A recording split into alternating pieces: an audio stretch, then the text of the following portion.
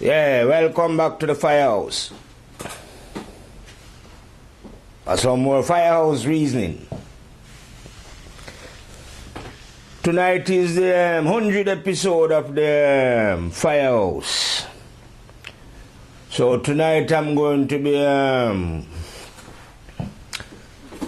discussing the war in Babylon. That is currently happening right now. But this war in Babylon now, wars are fought in two different ways. You know, we have man fight physically and mentally. So the war that the Rastaman is fighting within this time is not a physical war. It is the war that is taking place in Babylon. Now you might wonder where Babylon is. Babylon is wherever you are, because Babylon happens to be a state of mind. You understand? So that's why the fight is a mental fight rather than a physical fight. So I and I is engaged in a fight on the mental level with those who are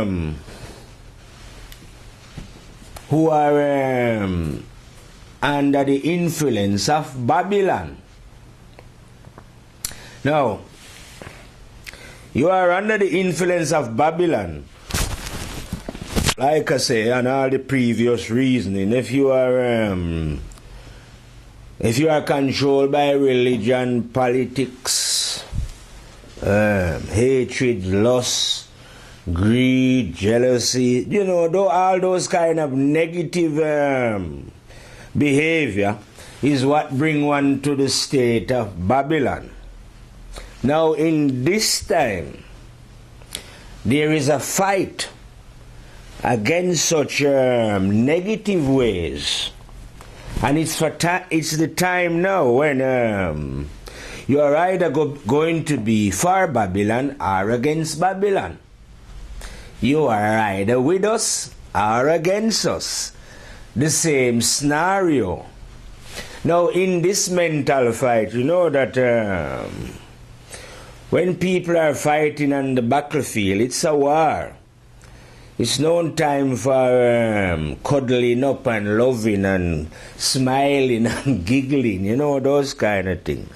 Bullets are flying everywhere, especially in the war in Babylon. So in a war now, it's so ferocious that you cannot take any prisoners.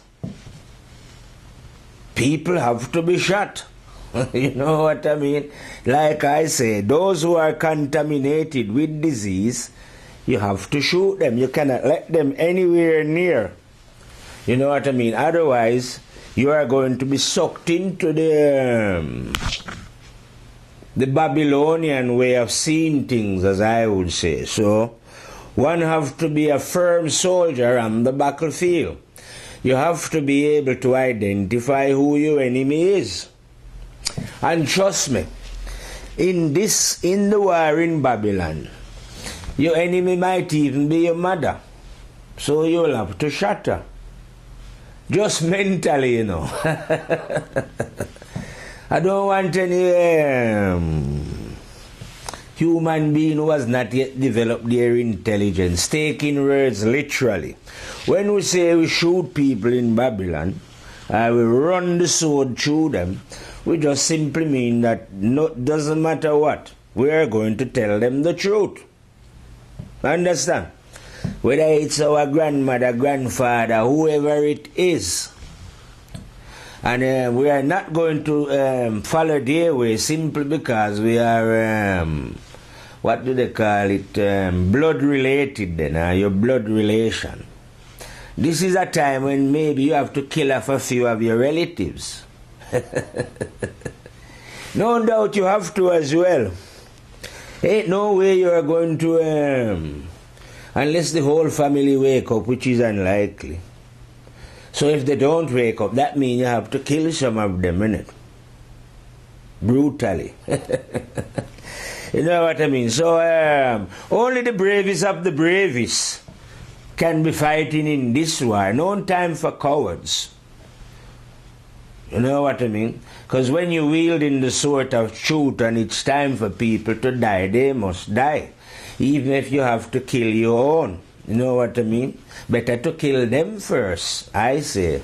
If you want to carry the sword. Because if you are not carrying the sword of truth and this time, then I say you are with the Babylonians and those who have settled into a comfortable state of living in under the influence of Babylon. So whenever you hear the term Babylon, it is not pointing at any particular country. You know, although some countries, their population are more highly influenced by the behavior of Babylon than others. You know what I mean? Places like America here and Britain or Europe, they are more highly developed in the behavior of Babylonianism, as I would say. They are not developing in the ways of honesty and truthfulness. You know what I mean? In fact, in this war, it is precisely these people who are going to die on the mental plane. Because on the mental plane now, like I tell you, the war is a serious war. It is not a war for jokers. Because it's what we call a just war then. If you know what I mean. And if you are breaking the law, then you must die. Ain't no two ways about it. No mercy for you. From you are breaking the law. In fact, it is those lawbreakers that has created the state of Babylon within the psyche of man, and then you see it played out. You know what I mean? On the earth, where people are just in generally evil. I know some of you will object to that and say, no, people are generally good. They're not generally good. They're generally wicked. You know what I mean? They're not generally loving. When you're loving, you have to love the whole earth. And have a respect for all the beings that are in it. That's what loving is. You know what I mean? Loving is not cuddling up one another, kissing one another and claim that is love. That is not love. Love is to understand the oneness of life, the oneness of creation. See what I mean? The oneness of all human beings and the one spirit that dwell within. If you don't know this, you know that everything have a shadow. You know what I mean? So love have a shadow as well. So you have these Babylonians now, they have a way of holding on to the shadow of love and presuming to themselves that this is love. Oh, no. That is not love at all. You're dealing with the shadow of love. You know what I mean? Love is a lot deeper than that, like I say. Don't be dealing with them. If love was a tree, maybe look as if you are dealing with the leaves and the branches. You need to deal with the root of the tree that is sustaining those leaves. And then if you want to go to a deeper love now, you deal with the earth that is sustaining the tree. Show you this one before, innit? And then if you want to go to a real deeper love now, you deal with the universe that is sustaining the earth within itself. And all the other planets and suns and stars. That's give you a conception of what deep love is. You know what I mean? So you can go in and into love. But these little Babylonian love that you are dealing with, you know what I mean? That's not love. You see, only one way to know about love. Love is like, it's the same like the truth and everything. And there's only one way that you can learn about it. And that is to live it. Not to read about it or go and listen to sermons about it. To know about it, you yourself have to live it. And if you was living it, you would not be under the control of the Babylon. And like I tell you before, Babylon is a state of mind. See? So if you are, like I tell you, a religious person, a businessman, whatever you are in this world, you need to examine the state of your mind. What exactly have you got growing in your mind? What desires it? What desires are growing in the mind? Is it the desire to understand life, to figure out if there is any meaning or if there is any reason for existing in this physical form that we find ourselves in? Or are you just thinking that, it is the fittest of the fittest, so one have to make the best of the only life that we've got here? You know what I mean? Which a lot of souls are running on that way of Babylonian thinking. You know what I mean? Like I tell you before, all your governments are Babylon. Meaning that, alright then, when I describe the Babylonian state of mind, anyone who come underneath, if I should label their mind a Babylonian mind, that means these are blind and ignorant souls. But nevertheless, they are well dressed, as I say, well presented. So that means the whole all the political movements and the people in it are in a state of Babylon system. And all the religious people are under the same thing. They are under the Babylonian system. And that's easy to work out. It's not as difficult as you would imagine. It's very easy. Once you come out of that Babylon way of seeing things and start to live honestly, it's very easy to see and to understand. You know what I mean? That all these religious people and political people are in a state of Babylonian living negatively, meaning they do not know themselves. And the reason for this, why you know this for sure, is that there is a law already. But the system that is operating on the planet is not based on this law, according to this law, which is the positive law, no, Rastafari law, the law of God, if you want to call it. Then your systems on earth is not running according to that law. Now, any law, you can't have a law outside of that. And you have. So these laws outside of that are Babylonian laws. Doesn't matter religious any law. So you know that all these laws outside of the law of the one is devil or the shadow of law. Yeah, put it that way as well. Law have a shadow. Everything carries a shadow. And what you are seeing here is not the genuine law, but the shadow. A law that imitates real law. You understand? So anyone who is following the shadow law, you don't have to hesitate. You know that this being must have lost his soul to mistake the shadow for the real.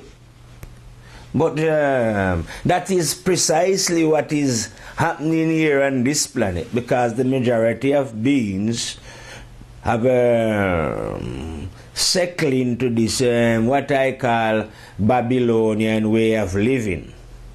Or in other words, they've chosen to live in darkness. And while they are in darkness, they are in there pretending that they can lead people to the light.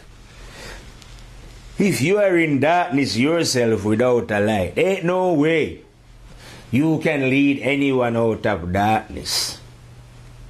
The only way you could, the only way, this is on the mental plane, you know, we're dealing with. Because the darkness is on the mental plane, not the one is looking through your eyes. So in this mental darkness that you've fallen into, the only way that you could get out of there, or anyone could lead you out of there, they've got to be an owl. One of those, you know what I mean? An owl. The reason why they got to be an owl, because the owl has got very good night vision, and it have an all-round vision as well. You know, it can literally see behind its back. So it can see anything in the dark. And for you now to get out of there, you need to discover this.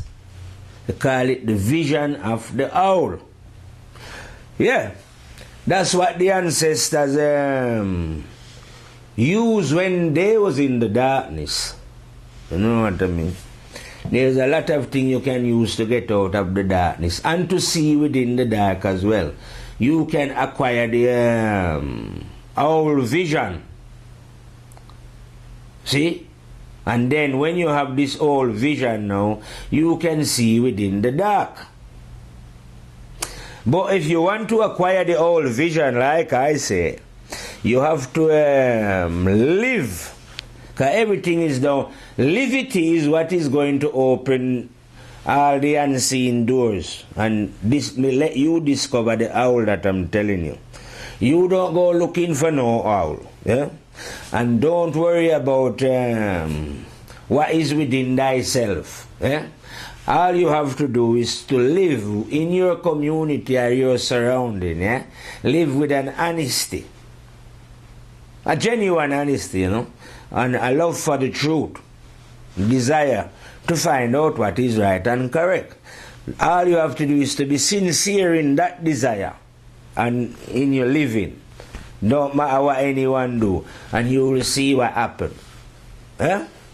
You will leave Babylon and come to the other side. You know what I mean? Where you can see what is right and correct. Where you can understand the real law. Not the laws of lunatics are those who seems to find some glorification in evil, wickedness and deception and lies, or find the what they call the treasures of the earth, the metal and the I don't know, ivory, diamond, gold, all those kind of whatever metal they find glory. Don't know where you're going to take these glories. Yeah, fascinating. It is only when the mind is under the control of the Babylonian system, under the control of the negative law, that people find these things so fascinating. You know what I mean? The negative, the Babylonian state of mind is obsessed with stardom and superstar and celebrities, you know, showbiz, whatever they call it, artistic, and all the high, whatever highness. But you very rare them ever glorify in themselves in those who have common sense.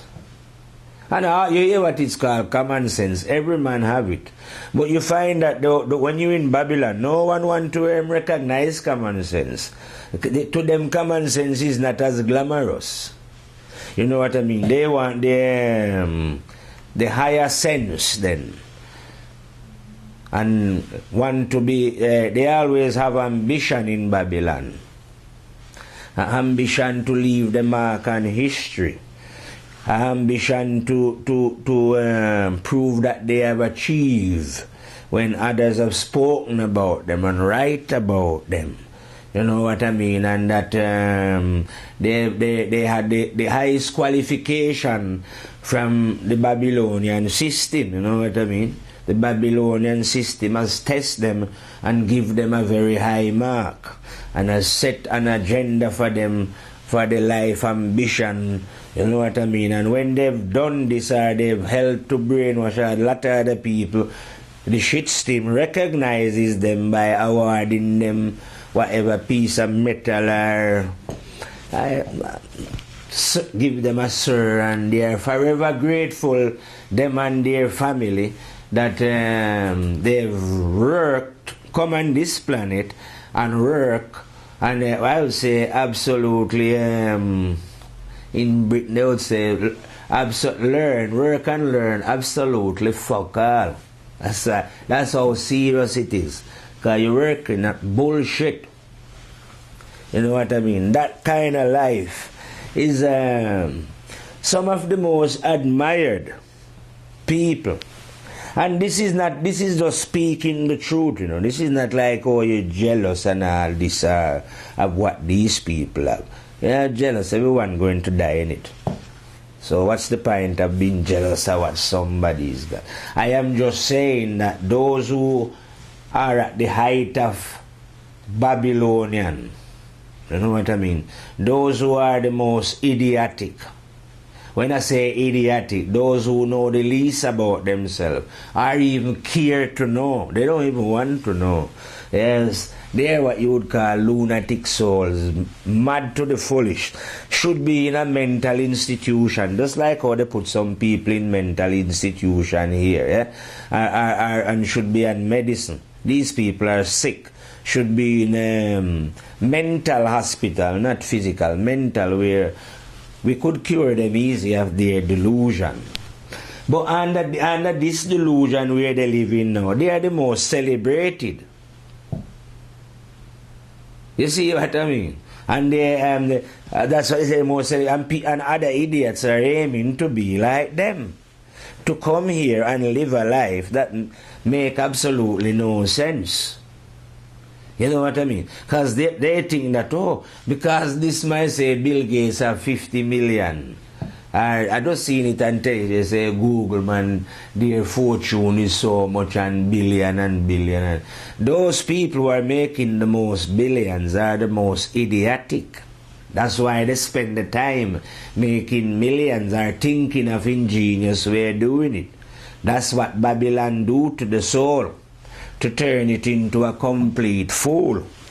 You know what I mean? So I can guarantee you, like I say, I would even bet my soul on it, that 99. I leave one gap there for the rich man who might by some chance locate his senses. But the majority, the other 99% of them are Babylon, beings who come here and have no understanding whatsoever. But nevertheless, like I say, they make a lot of money, you know what I mean? And they live in some of the biggest houses and they can holiday where they want and give orders to whoever they want. But what I'm saying, that is no achievement when you understand what is really going on. Those are like, those kind of minds, like I say, are not yet developed. So I would place that type of mind about I wouldn't even say 3,000 or even 5,000, because them time the ancestors was building excellent pyramid. These type of minds must be way back down there about 1.8 million miles back in time. You know? When since we've grown then, you know what I mean? Grown and developed. And yet these still, like I say, are in the lower regions of the mind. It's not even like, if the mind was a ladder, you haven't put your foot on the first step yet to climb up, to see what's on the roof. You know what I mean? You are still, these idiotic beings, are still, I say, on the first level of the mind. Where the mind is at its crudest. Well, not the mind, but those who are down at that level have it.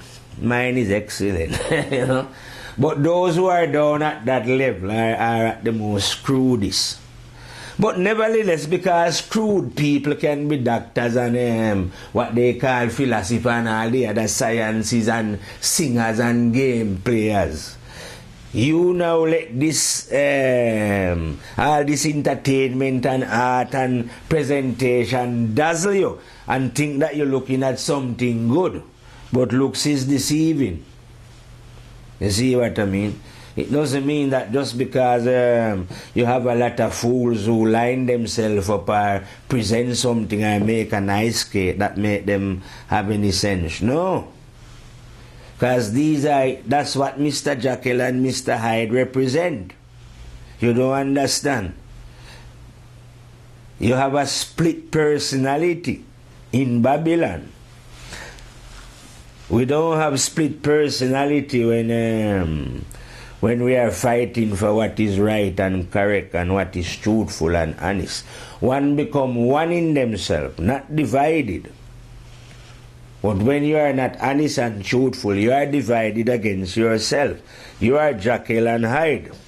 So yes, 1 minute you will be showing those same man like Obama showing their lovely smile and Mr. Bush and whoever it is in public. 1 minute they are showing the smiling face and the next minute they are giving the orders to say, yeah man, drop the bomb. Let the F-16 loose or the Tomahawk missile or the Hellfire one. You see what I mean? I don't bunker bust or whatever they got in the ammunition. So these are the two faces of Babylon. Better, like I say, use the term that they used to describe themselves, Mr. Jekyll and Mr. Hyde.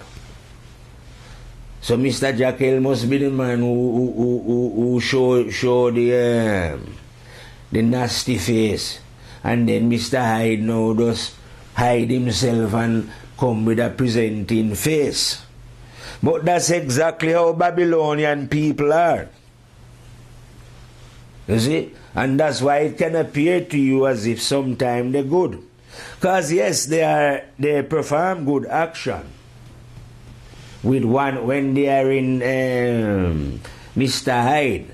But when they turn into Mr. Jekyll, trust me, as according to them, they can't even remember what they do. And how can they, like I say, if they have to be like Jekyll and Hyde, because they are following not the law, but the shadow of the law.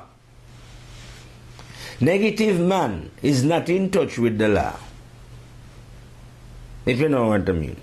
And don't forget, I am saying that we was all negative men at one particular time or the other.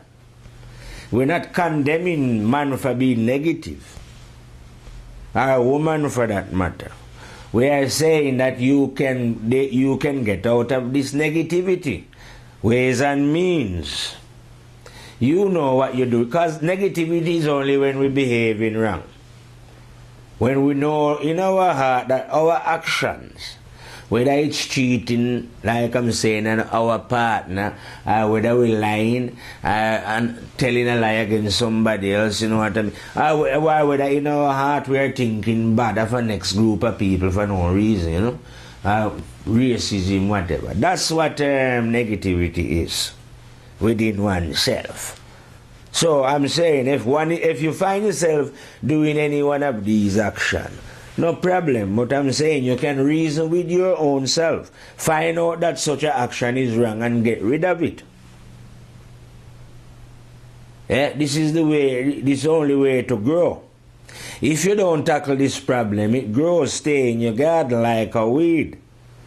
Stay together until the day of harvest. Like they say in the Christian Bible, when death come to reap us, we separate then.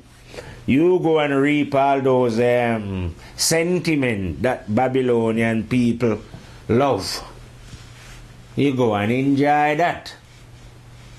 The desire of your soul shall be met to the fullest, I say. You know what I mean? But before such a thing happen, like the mighty death sweeping through, while we're breathing, you know what I mean? And we reach adulthood then, like I'm saying, not speaking to kids, but those who are adults. Yeah, we know in adulthood have a chance to change our ways. You see what I mean? Now, if you do this, like I'm telling you, you are going to discover the real law. You are going to discover that there is understanding within the universe way beyond what these are telling you. You know what I mean? I am not saying that you shouldn't go and learn knowledge of men, how to fly a plane and how to build computers, and because all that is very good. But man cannot teach wisdom. You see what I mean? This one must be taught by what I call the unknown one. The one that is not known by any man. But that one is. If you know what I mean. Or the one that can be known but cannot be known. Paradoxically. You see what I mean? But you're not going to find out about such things when you are living in Babylon. You see? There is no way, like I've repeated before, simple teaching, but it's so true. Ain't no way clean water is going to enter into a dirty vessel. It will do, but it will be contaminated by the dirt that is in the vessel. So you must cleanse the vessel for the water to settle clean. The mind is the vessel. That's why it's a mental fight. You see what I mean? So the mind is the vessel that you must cleanse. Hence the fact I'm telling man over and over, brethren, check the contents of your mind. What are you growing in there? Is it lust, greed, spite, jealousy, race? You know, check it. Who care? It's your mind in it. You must know what's in it. If it's a pool or a river, whatever you want to call your mind, you know what the impediments that are in that mind. Now you clean it out. Because unless you clean it out, the pure water of the loving God ain't going to enter into a river that is contaminated by Babylonian thinking and ways.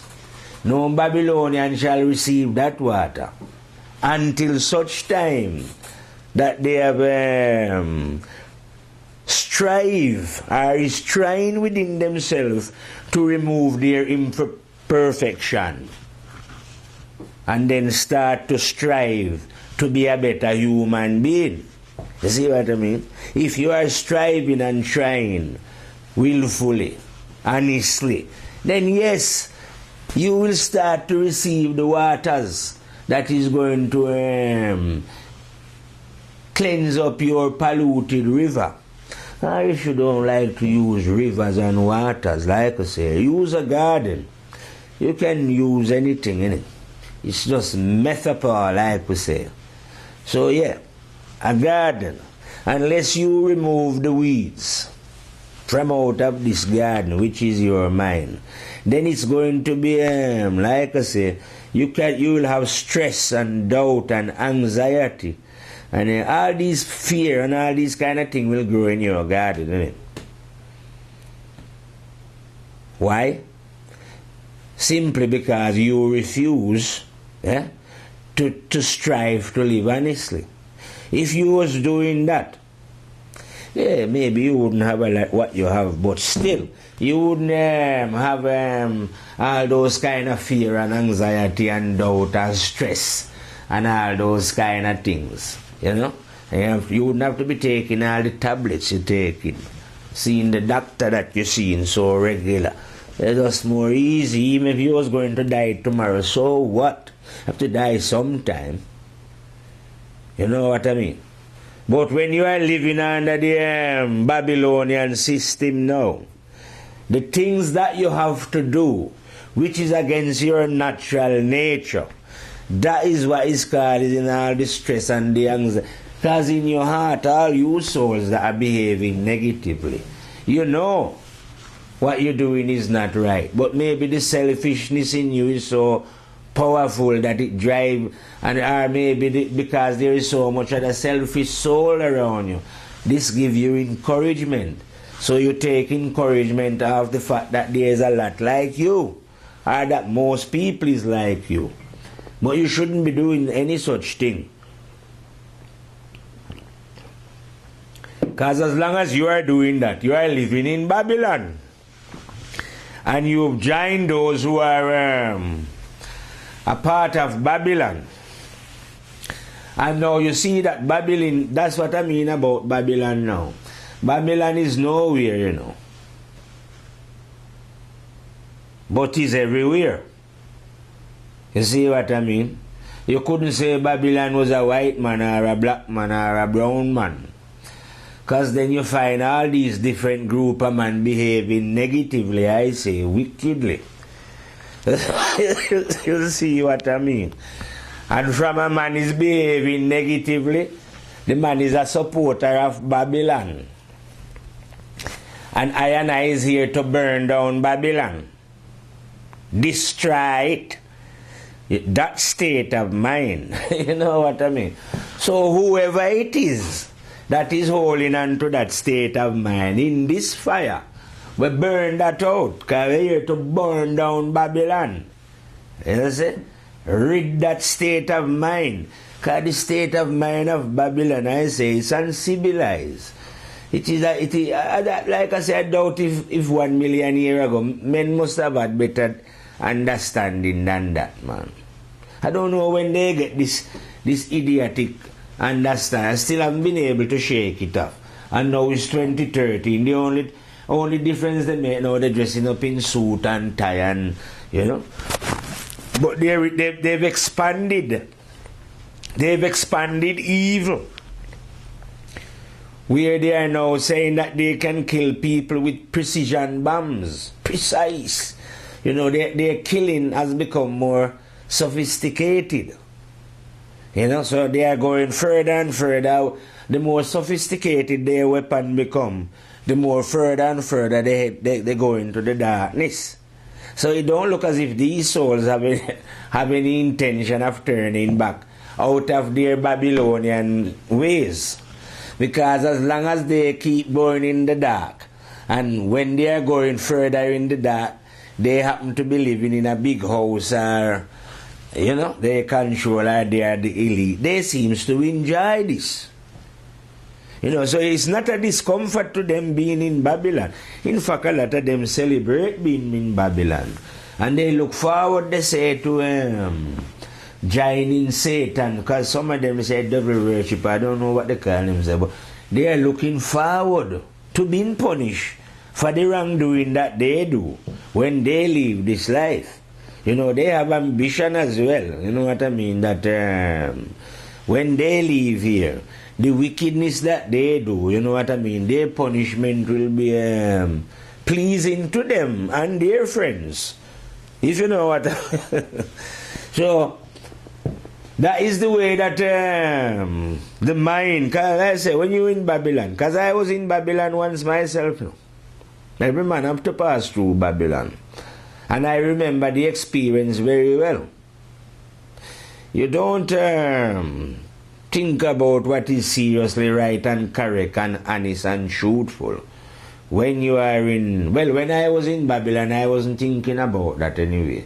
I was just thinking of, you know, going out on a Friday night and, you know, eyeing up the girl and pulling a girl and, you know, winning a bookie and do the... But I wasn't... You don't think as... You just think Babylonian style. And naturally you think it's alright. You haven't got time for anything else. So I can understand the people who are still in the Babylonian system. That it's not dawning on them that there is an alternative. Because you're so involved in the system of Babylonianism that it will never occur to you that there is another side to life. Unless maybe sometime you get a shock, you drive and get a car crash or you're nearly dead and get frightened. Some people come around that way, you know. Maybe you have a dream, I don't know. But most people don't seem to get that jolt that will alert them to the fact that there is an alternative way. You see? That's why so many people get depressed on drugs and alcohol and those things. They never know that there was an alternative way. They think life was only one way, and when they see how depressing it was in Babylon, the mind couldn't handle it. They get worse depressed themselves. But they would never get into this state if they had just realize that everything in life is inside out. You see what I mean? Heads and tail. And that they was only looking at the tail, they should have flipped it over and have a look at the head. You see what I mean? And on the head now, they would have discovered the true laws of life, the true understanding. You know what I mean? Find the correct way to live.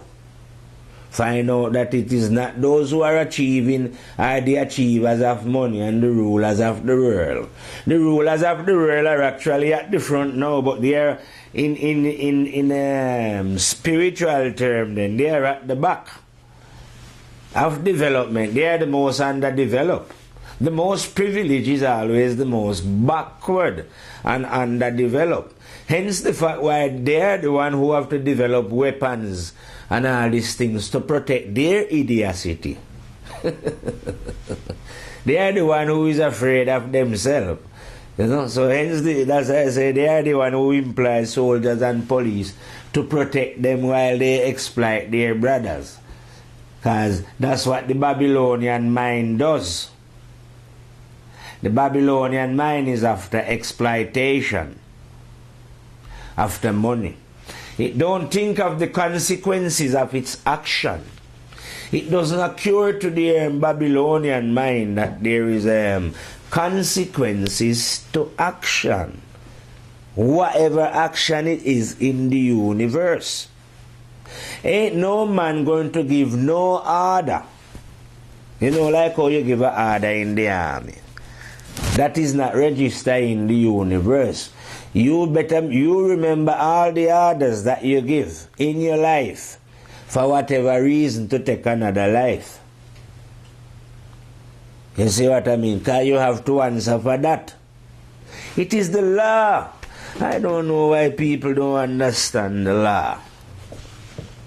I reckon you do though, but everything that who cares who you are if you want to say you are the Pope, you are the Queen, President?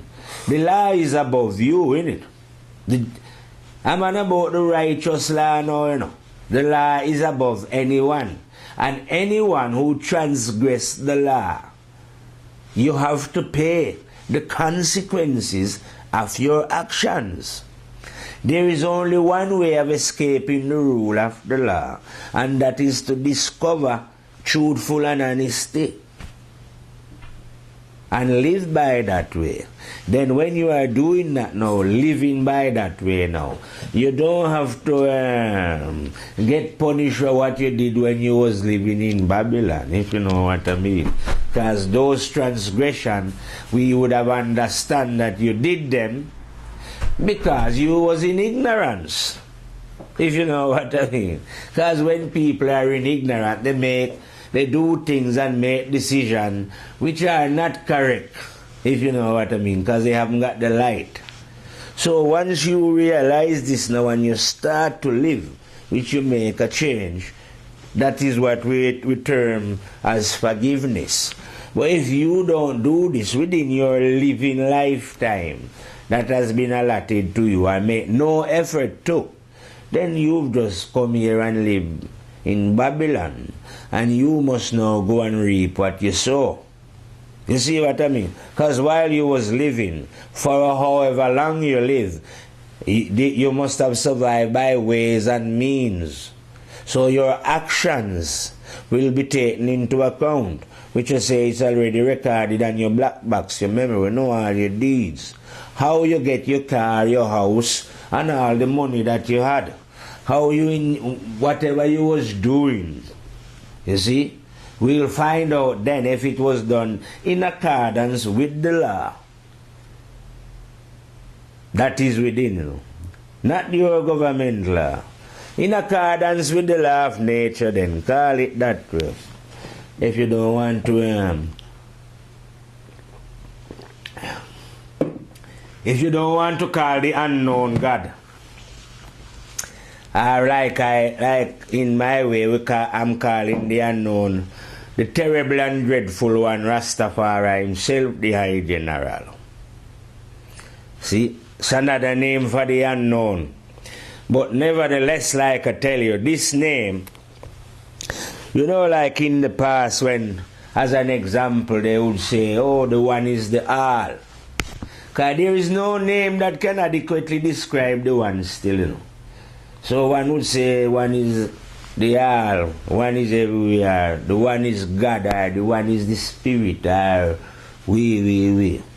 So now we're describing that same unknown one by using the name Rastafari.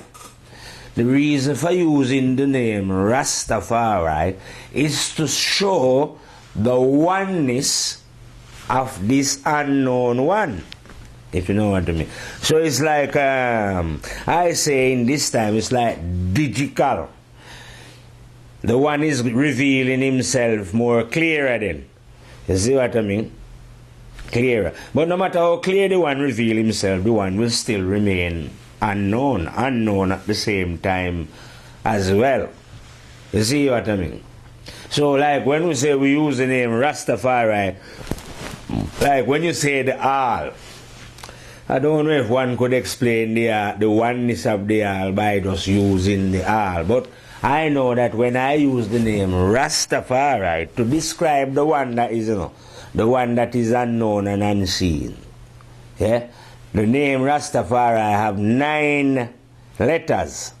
9 in my mind is a fullness, because when you count from 1 to 9 you can't go anywhere else. So this name show the fullness of this one. Rastafari, I know, are the one, stand for the one universe, because the universe is one. Also stand for the one planet Earth, because the Earth is one. And the planet Earth, you have one race of people living, human beings.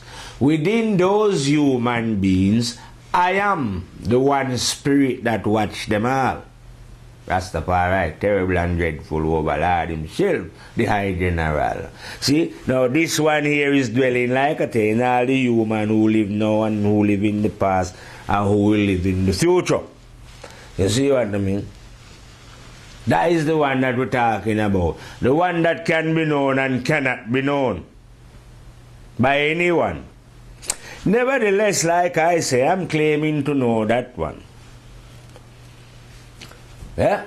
So it is a paradox how one can be known and cannot be known. But it's not that fantastic I am a paradox either. Because it's just like how a man is. A man is physical and spiritual. But when you look at him, you don't see his spirituality, do you? Or you don't see his mind, you just see his body. So it's a paradox. You know what I mean? And it's the same way with this paradox, how you can know the one and don't know the one. And even with a man, you can know him, but you can't completely know him. Yeah? And this one is like the universe, like I'm telling you. You can know the universe, but can you know it in its entirety? Because the universe is the one. The one is both in and out. You know what I mean? So, I am not exploring the one in the out, though. I'm exploring the one within. But the universe is also within.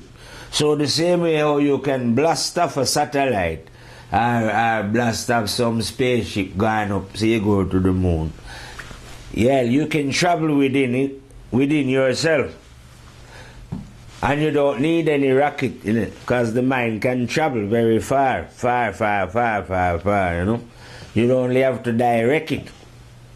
You see what I mean? Now if you was traveling in yourself instead of out of yourself, if you know what I mean, if you was paying attention in yourself instead of constantly paying attention out of yourself and to what you see, you would have discovered the internal way, like I'm telling you, and you would have been a soldier. when it come to this war in Babylon. You see what I mean? So that you would know exactly who to kill when the war is on, and the war is on now. You see what I mean? So you can't hesitate when you see a religious man. You shot him. And you don't even bother go and shot the little one religious man. You shot the Pope, the head of it. Because you know that that is an evil thing. Just like if we was running to Obama and the mental plane. Don't forget to say mental plane, you know. I don't want the CIA want to come and start lock up Rasta, say we threaten Obama, you know. But we're just going to shot the man mentally, meaning the man is a devil. Yeah, so that means we don't agree with anything at all he say and that come out of his mouth.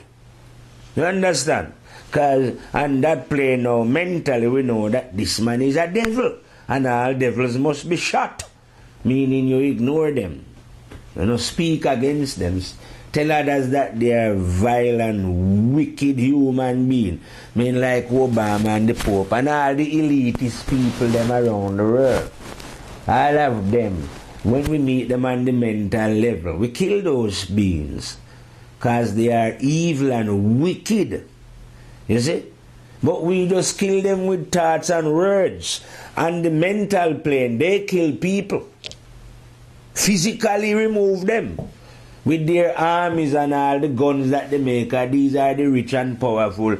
These are the ones that make the money out of the miseries of their brothers and sisters. They don't joke. They drink blood. I'm sure they're drinking people's blood at night time. These devils, they are that sick and wicked. You know what I mean? These are not nice people we're dealing with here, you know. These are people that I'm telling you continue to kill their fellow human being at an alarming rate. Whether through disease, war, in any way they can kill people, they kill people. Whether they use drugs on them, whatever. Whatever, they do not care about exploiting their fellow human being.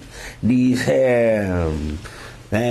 Babylonian system. And when we see them set up now, all bankers are devils, wicked men. That's what I mean. The whole system is based on the shadow law. And the shadow law is vile. Wicked is not the genuine thing. If you're not based on genuine, if you're not running under God's law, you're a devil. You chose to do wickedness. Because if you're working, you cannot set up another law outside of the law. If you do it, you are bound to go to hell. So all those who are set up law outside of the law of God, your soul is going in darkness. And all you who are judging in them courts, you know it's wrong because you're getting paid to do it. You're going to get properly judged for the wrong judgment that you've passed upon your fellow human being. Who cares if they deceive you? Was it the 100 grand a year that they was paying you, Mr. Judgman?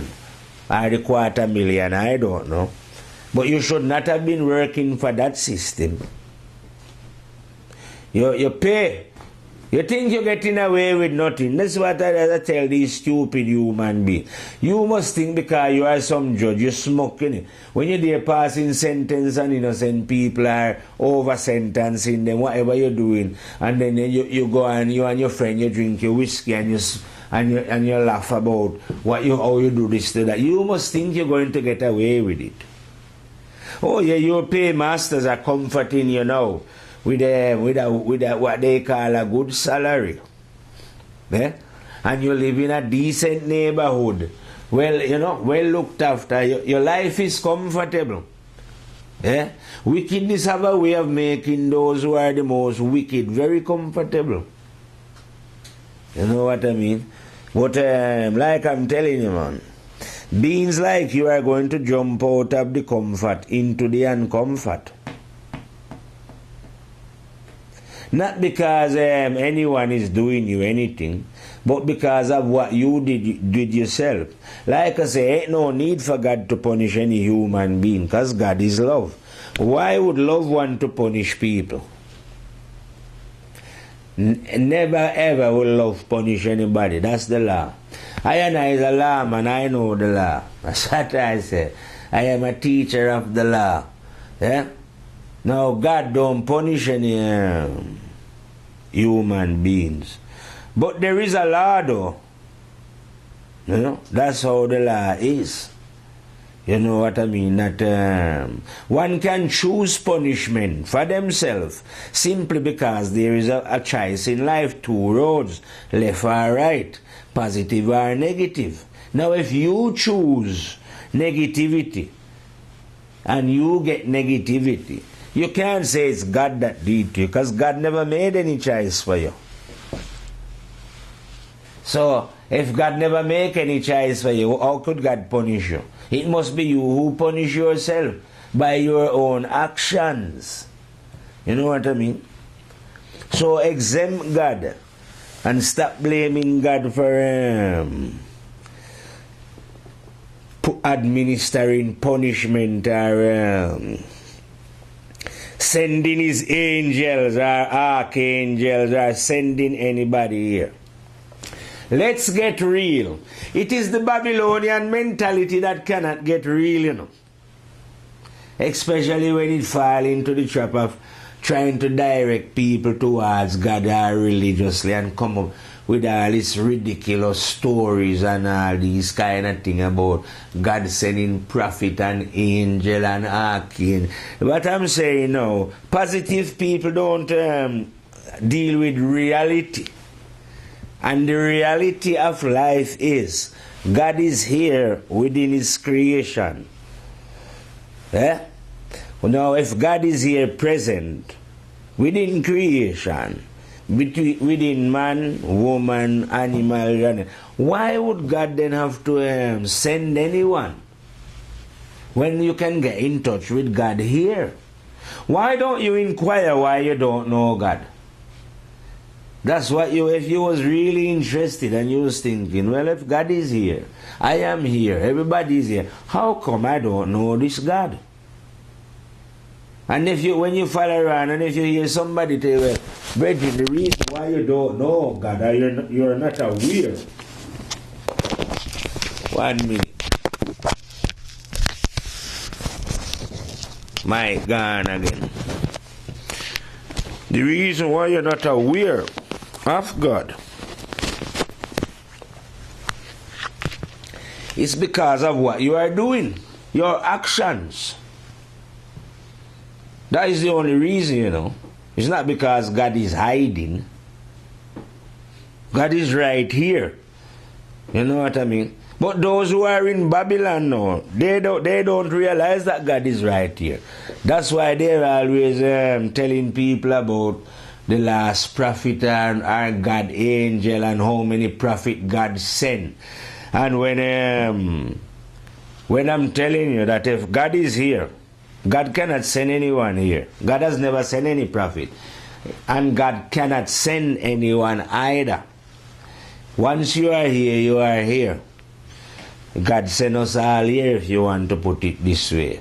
Now, once He sent us here, He cannot send anyone else here especially to come and see us to tell us anything. Because we are here to make a choice. God cannot make this choice for us. And neither can He send anyone else to tell us, because we already know what the choice is about. It's about choosing between good and bad. That's all it is. You know what I mean? So it's only the Babylonian minds, those who are confused in ignorance, who are telling you that God sent prophets and angels and saints. And they are the one who is giving you the impression that God is away from His creation up in heaven. There is no God up in heaven. You know what I mean? And like I tell you before, you know, please keep in mind that Rastafari is not a man. Or a woman for that matter. Because I hear a lot of silly teachings, both in this time and going way back, where some people are thinking to themselves that, You know, there is a feminine aspect and a female aspect to God and no, feminine and female is what God created. God is beyond those things about male and female. You know what I mean? Just like how when you create something, you're not like that thing. Same way, you're not like God. We are not like God, if you want to call it that way. God is a magician or magical. You can't be that magical. You'll always be limited in your movements as beings. You know what I mean? But we can all live under the guidance of God. So why would anyone want to be God? You can't. It's stupid, isn't it? Just live under the guidance of God and enjoy the universe, innit? Why you want to be God? You can't be God. Why you want to be a teacher? You can't be the teacher. Well, you can teach music, innit? Yeah. If you want to be teachers, right? Stick to teaching music and craftsmanship, those kind of things. Those kind of things man can teach. But no man should ever teach wisdom or teach what is right. But you can teach about who the teacher is. You know what I mean? Yes, man. You can teach about who the wisest is and who the master is. If you know the master, that is. But if you don't know the master, you will probably end up thinking that you are the master. Or if you don't think it, maybe some of your friends might gather around you. You know, like how they put disciples around their imagination, Jesus, and say, oh yeah, he had 12 disciples. And these disciples was calling him the master. Well, you could see that in this story, all these disciples are deluded. Because they was thinking Jesus was the master, the man that they see in front of him, when it was the conscience that dwell in all of them. So you can see that people who get either the disciples was deluded or the being that they imagined was Jesus. He was deluded as well. Because he should have explained it clearly to them. That listen, brethren, I'm just a man like you know what I mean? Nothing special ain't going on here. But obviously the man never exists. They just make up a story and inflict the minds of people with pure falsehood. Well, not lately, I've always said it anyway, that you have a trinity, Christianity, Judaism and Islam. But I won't deal with the last two. I will deal with Judaism. That is based on falsehood. For sure. Like I say, because they can't produce none of their patriots, none of their prophets. They talk about them, but where do they exist? Where is the burial ground? Where is anything artifacts about them? They don't exist. These people like Abraham and what they're saying is a figment of their imagination. And then if that lineage don't exist, no Jesus don't exist either, because he's coming down. King David, King Solomon and all these. Figment of those devils' imagination, I say. They have to be devils because they are the one who said they are God-chosen people. Whenever they say, whoever say. Anybody who says that must have been a real devil for real. And if it was a God who tell whoever, any group of people that God wasn't a God, it was the devil disguised as God. You know what I mean? So that particular story by this Jew man and the whole thing is based on lies and falsehood anyway. So anybody who hold on to anything, like if you was a man and you was believing in the Jewish Abraham and what they say about lineage and all that, which is a goddamn lie, that means your thing is a lie as well and it's based on falsehood.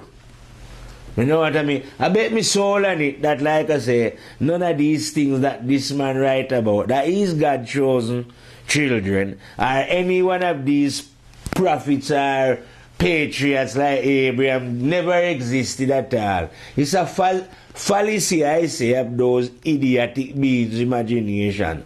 Those who wanted to rule and conquer politically. If you know what I mean. Because you can watch the political system. Let's say it was the political men that run earth affairs. Have you ever seen any big political occasion where religious man is not involved, or religion? Like yesterday, Obama get sworn back in again, and the Bible. When they go into war, don't you see the religious man going along as well? If the queen or anybody getting crowned, don't you see the religious man is there to endorse?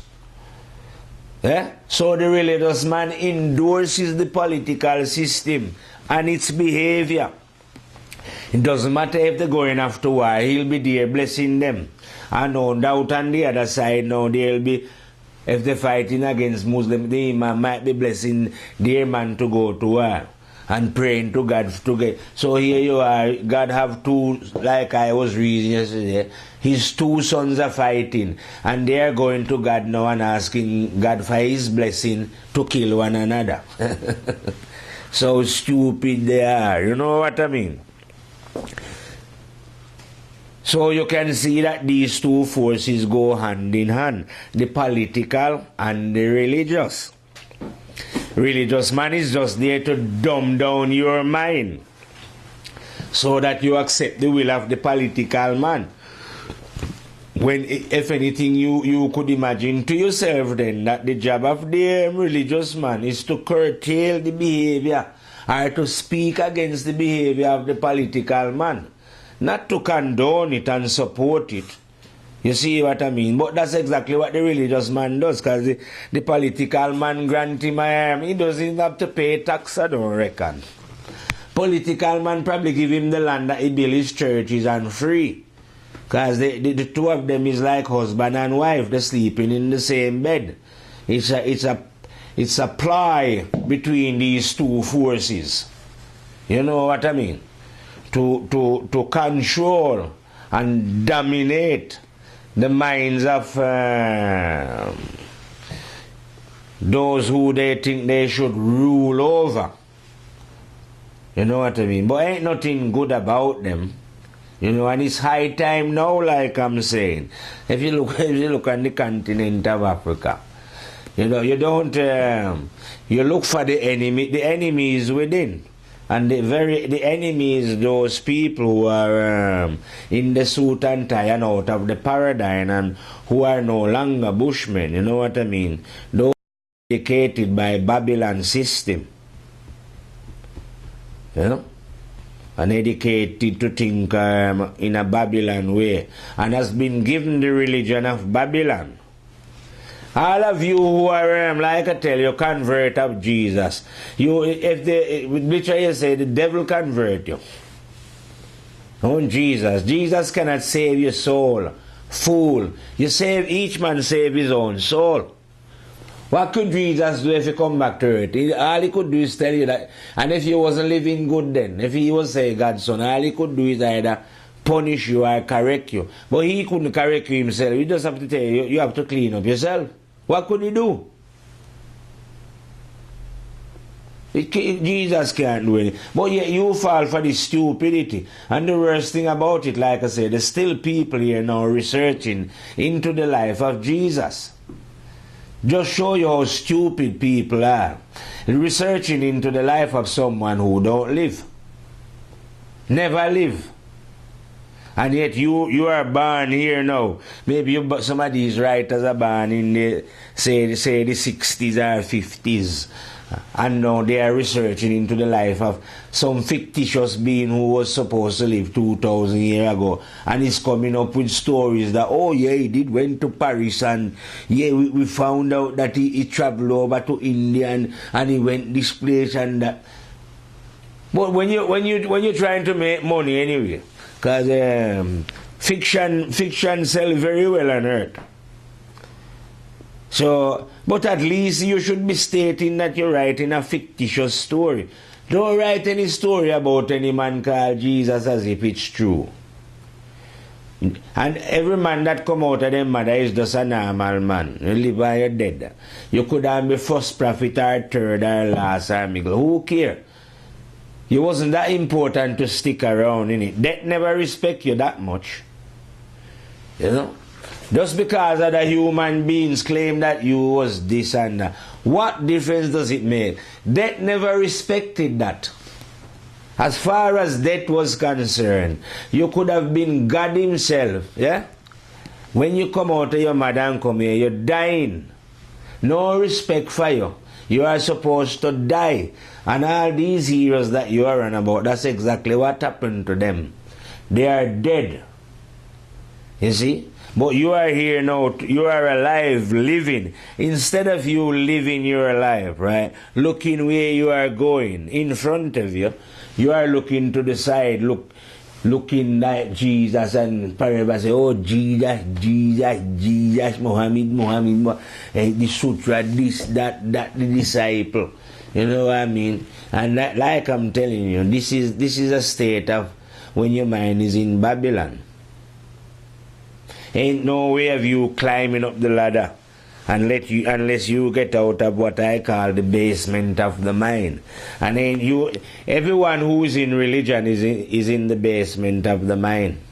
You can't climb. Doesn't matter how high. You must think just because these men dress up in some impressive gowns and put on some tall hat on them head, that this signify that they reach anywhere. It is signifying that they are going further and further down into ignorance. The more elaborate their sermon is, the more elaborate their dress is, the more you know that they are really deep into darkness and ignorance. You know what I mean? So a man like the Pope, like going back to him again and they're religious. The way when you see them all they gather in St. Peter and the elaborate thing, they're just showing you how backward they are and how far away down in the dark. You know what I mean? The only other souls that are gathering there in the millions are souls who are in the dark themselves. No one who's got any understanding would be going there to see, you know, this idiotic performance, which is against the will of God. Have no will of God in such what I call stupid behavior. We in the war in Babylon, we kill those kind of things, you know, and kill the God who they claim is their God as well. Kill that God. Because we find that God guilty and idiotic, and we find the followers of those gods stupid and their behavior. So that means that God that they are following can't be sensible. If this is the behavior of these idiots, I say, if this is how their God teach them how to behave, how to love, how to care, then that God is a fool. Because these idiots can't even make peace amongst themselves with their fellow religious idiots. You know you are. Well, how could idiots make friends anyway? You're just proving my point. Because like I say, you're not friendly with the Muslim and whatever. You don't go to each other mosque. Because you are a goddamn fool. You hate, we are all in the one family and you hating your brother. You think that you are different from your brother. As according to what? You don't realize that the devil used the religion to separate, to hate your own brother. And just because you never come out of the same mother, you never realize, like I tell you, the same mother, our spirit comes from the same source. Creative energy. And you are here fighting against the spirit that comes from the same place that you come from. Now, isn't that stupid and ignorant? Eh? You let Babylonian mind split you up into races and creeds, innit? So, oh yes, man, him is a white man. Don't like white man, don't like that man. Yeah. You see what I mean? That is this Babylon mentality, is a state of mind that you've been educated into. And you've been herded like cackles. You like to stick to your own little ethnic group. Yeah, you feel safer. You feel so proud when you're nationalistic. You know? You say, oh yeah man, we're all black man. Yeah, man. I say, yeah man, we're all white man, white man. Yeah. Well, that is a state of Babylonianism that is hard to break. Anyway, and those nationalistic ties. So it's hard for you to understand natural life, that we human, spirit, and all spirit is the same. Whether they look black or white, like I'm telling you. If you don't think it's true, then like I'm telling you, go and ask a white man when you see him. Ask him what color his mind is. He won't know, and a black man won't know. Indian don't know, Chinese don't know. Because the mind have no color. You see what I mean? So you'll have to learn to understand things like that. The mind is like the wind, like the breath that you breathe. Colorless. You see what I mean? So anyway, it look like we're going to have some people rushing in here now at the wrong time. So it look like we'll have to cool down from out of the fire and come and turn this thing. Mr. Marius, come and turn this camera off. You know? Yeah, we're going to fire out from firehouse. Because once again we've been disturbed at the wrong time. So we're firing out and we'll meet on another fiery reason. Rastafari, live it.